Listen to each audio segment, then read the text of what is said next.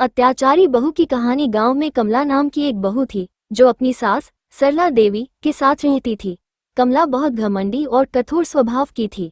वो सास को हमेशा ताने देती, उनसे सारे घर के काम करवाती और खाने में भी बस बचा खुचा ही देती। बूढ़ी सरला देवी चुपचाप सहती रही क्योंकि उनके पास कोई और सहारा नहीं था। एक दिन कमला का गुस्सा 7वें आसमान पर था।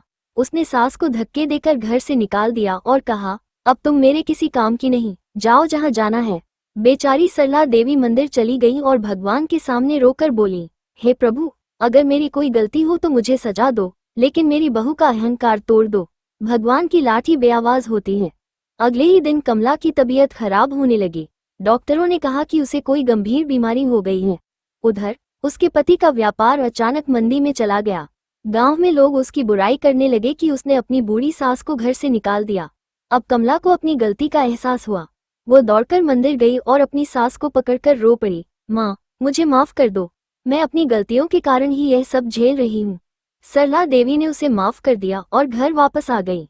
इसके बाद कमला ने पूरी तरह अपना स्वभाव बदल लिया और उनका घर फिर से खुशहाल हो गया।